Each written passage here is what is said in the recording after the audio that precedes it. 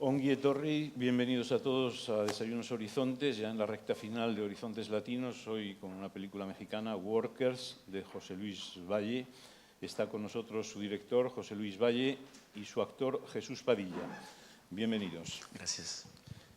Bueno, esta película, como todas las que están en Horizontes, viene a menudo de festivales, vienen con un recorrido ya importante. ¿Vosotros por dónde habéis pasado? Bueno, la película se estrenó en Panorama en la Berlinale y con muy buena recepción por parte de crítica, público, prensa, hubo un entusiasmo unánime ahí.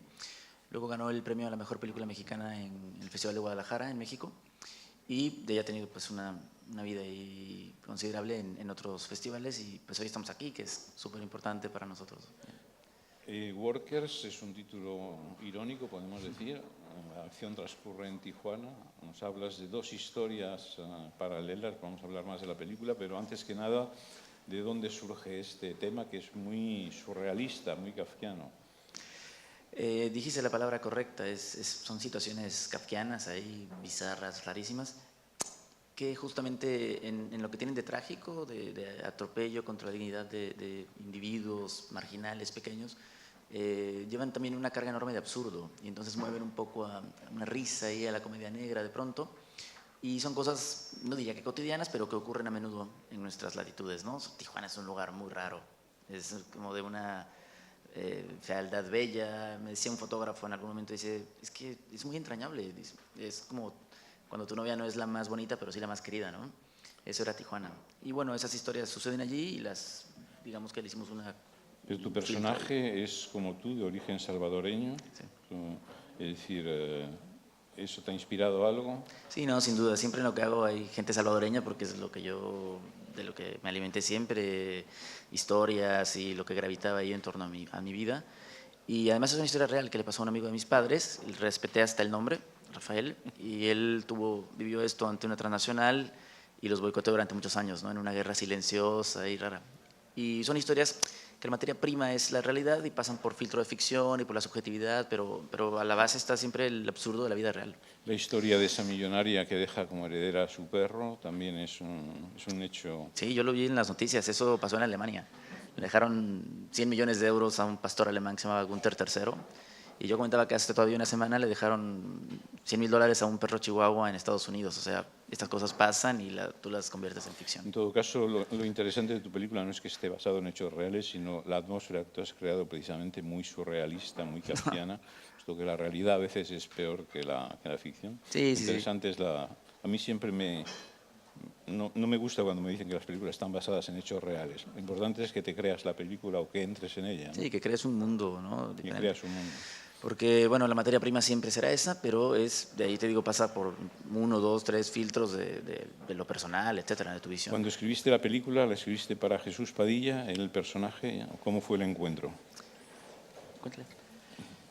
Fue un encuentro muy casual. Yo estaba ensayando una obra de teatro y me dicen, viene alguien a hacer un casting para una película del DF. Yo vivo en Tijuana. Entonces viene un casting de DF a tal hora, ese mismo día.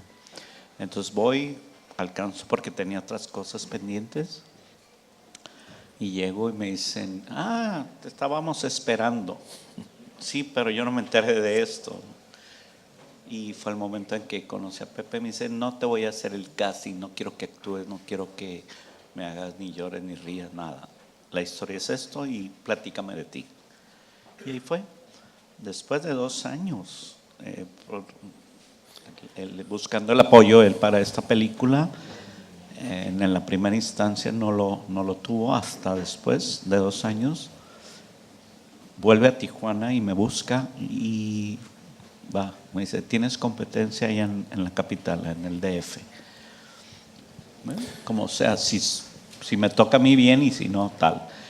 Ya cuando me toca hacer el personaje, fue un trabajo muy interesante con él porque yo me río, yo hablo, yo grito, yo hago todo lo diferente a Rafael.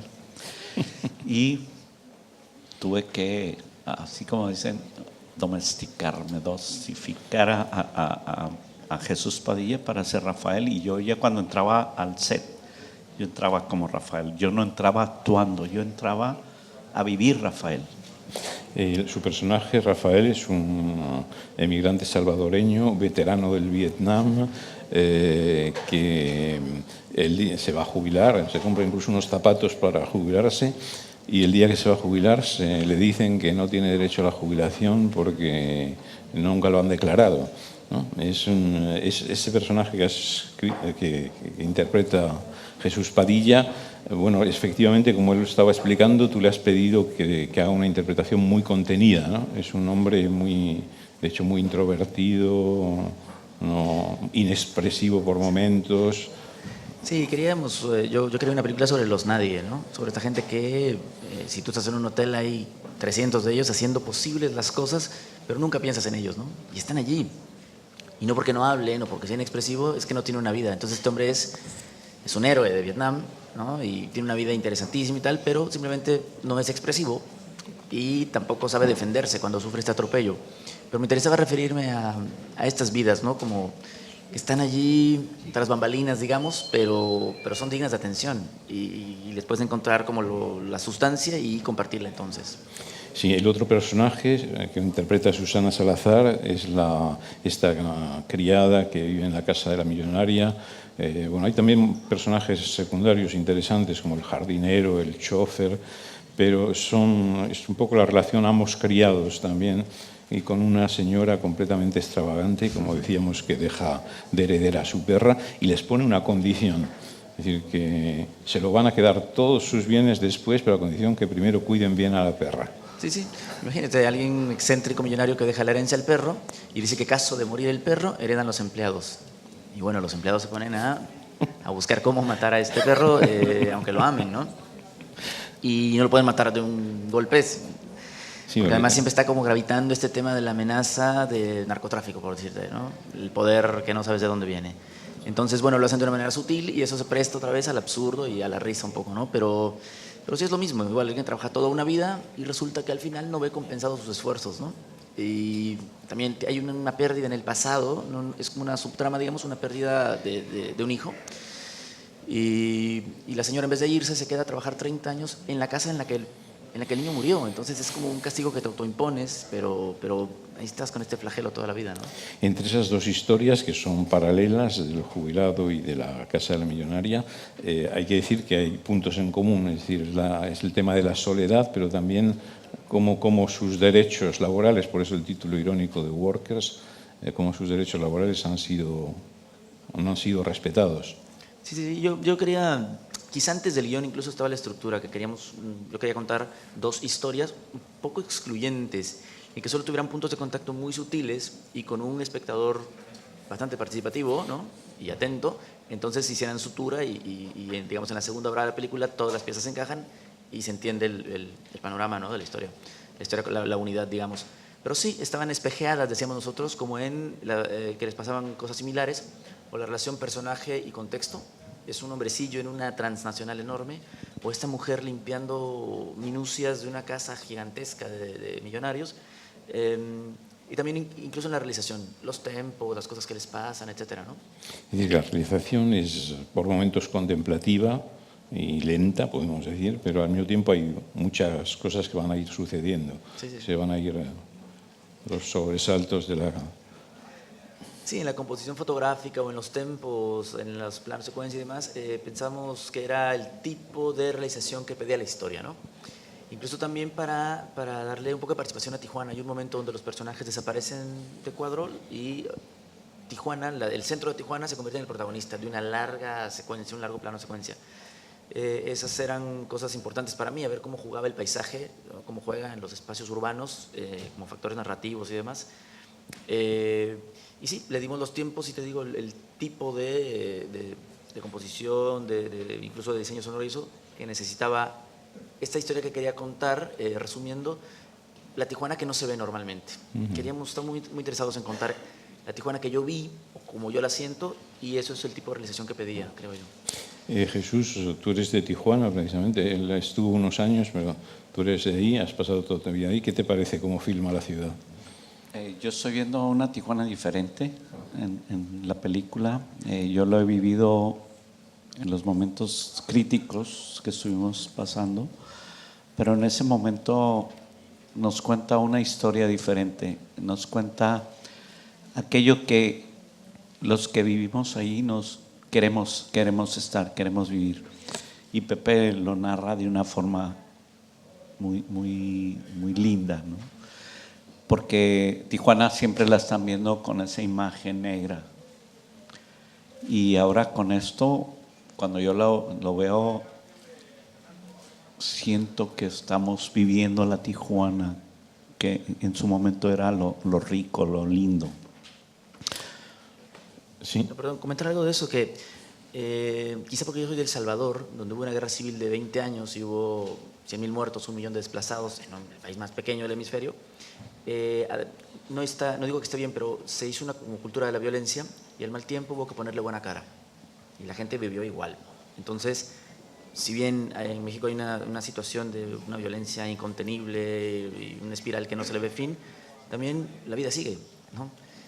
Y bueno, en Tijuana se ha asimilado al imaginario y al cotidiano esas situaciones de violencia, narcotráfico, etcétera.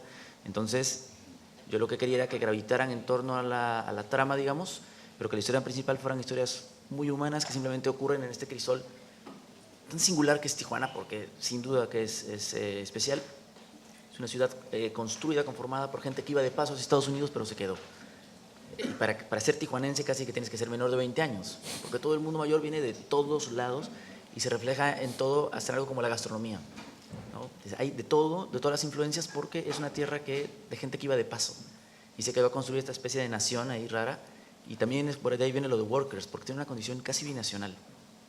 De hecho, tanto por la manera en que has hecho interpretar a los actores como por la puesta en escena y las localizaciones, le has querido dar un tono muy documental a la película. Es una ficción, pero que como si nos hicieras creer que es un documental. Con un espíritu documental, le decíamos mucho. Sí, es una ficción sin duda, pero en las maneras y en los cómo queríamos que tuviera no sé cómo decirlo, pero un espíritu documental, creo yo. Hay una reflexión también en la película sobre la vejez, ¿no? La vejez y el respeto al trabajo, yo diría. Tiene un contexto social. Algunos te han hecho una lectura política también. Sí, bueno, en el estreno en Berlín hubo una lectura totalmente política. Decían que bajo muchos layers, bajo muchas capas, era un manifiesto anarquista casi, ¿no? O una incitación a destruyamos las máquinas. Bueno, no es tan así, pero es una de las lecturas sugeridas, digamos, de las capas de lectura. Y esto que dices de la vejez, pues sí, yo alguna vez compartí piso con el novio de una amiga y la chica lo tenía sentenciado, que si no conseguía trabajo lo dejaba. Entonces, el tipo estaba muy angustiado y de pronto me dijo que había conseguido trabajo a medio tiempo en una cafetería.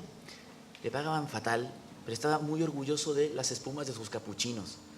Y me hablaba todo el tiempo de cuán bien dejaba las espumas de los cafés. Y ese detalle, en apariencia tan trivial, me hizo conocerlo mucho. Terminamos de grandes amigos. Pero ese tipo de muy pequeñas reflexiones son las que creo yo que alimentaron Workers. O sea, una reflexión en torno al trabajo, no solo como una fuente de dinero, sino de dignidad, de equilibrio emocional, demás. Y esto, que si el cine, digamos, del mainstream rinde culto a la juventud, al éxito, etcétera, pues esto era sobre todo lo no visto, que es los derrotados, los sin voz y la gente mayor. Por eso quería yo. Antes de esta ópera prima habías hecho un cortometraje, ¿ya? Pues cortometrajes escolares, que justo estuvimos aquí en el Encuentro Internacional de Escuelas de Cine hace años, con un corto, y un largometraje documental. Un documental. Sí. Que el tema era... un supuesto milagro de Juan Pablo II. Ah, sí, el milagro del Papa, se me olvidaba el título. Tocó a un niño, se supone que lo sanó de leucemia, y yo quería saber qué era de ese niño 20 años después, y bueno, es un desastre, es un ranchero de ahí del norte de México que bebe, se droga, se roba a la novia, vende chorizo, se va a ilegal a Estados Unidos. Es como todo lo que no querían que fuera. Pero una vez más, quizá no nos planteamos como el estilo y terminó siendo casi una comedia documental. ¿Tienes otros proyectos ahora en marcha? Sí, justo quizá el tema más importante para mí en la vida es pues, la guerra de El Salvador, y estoy desarrollando ahorita en la residencia de Berlín, del Festival de Berlín, la nueva película que es un caso muy raro ahí, que unos amigos, cuando yo era niño, secuestraron por error a un árabe, y hasta que lo tuvieron se dieron cuenta que era el hijo del Shah de Irán. Y bueno, igual se convierte en un circo de 3 pistas este secuestro, y Y más que una película terrible, te digo, sobre la guerra, está siempre como esta... Quizá lo que más me interesaría es preservar la mirada con que yo lo vi, que era, pues yo era un niño. La guerra, sobre todo, era un absurdo enorme, ¿no? Y bueno, eso es lo que estoy en este momento desarrollando. ¿Estás escribiendo ya para algún actor o lo ves después? No, después quizá. Después. A Jesús Padilla, no lo hemos dicho, pero bueno, tú tienes una larga trayectoria como actor en México, has hecho mucho teatro sobre todo y animas en Tijuana talleres de teatro también. Sí, estamos trabajando en 2 universidades y en talleres independientes, formando jóvenes actores por esa experiencia, esa trayectoria, esa vida que empezó por una afición, por un gusto. Y ahora pues creo que poco a poco vamos dejando algo a esta juventud, a estos jóvenes, ¿no? Y están encantados y por supuesto yo en el momento en que Pepe me da esta oportunidad, es mi primer protagonista, mi primer papel. Protagónico. Y, wow.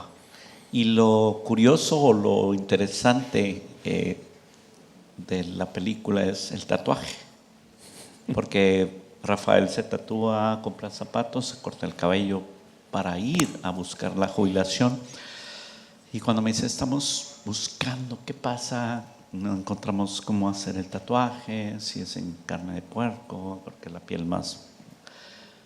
En una semana decidí hacérmelo. Y el tatuaje está en vivo y lo tengo. Ah. Es una película que me marcó de por vida. Un documental, decías tú. Sí. Ese tatuaje que se ve en la película realmente me lo están haciendo ahí. Y es algo muy interesante y aquí lo tengo, ¿no? Bien, pues mucha suerte con Workers, película en Horizontes Latinos y vamos a seguir adelante. Tenemos otro invitado más tarde. Gracias.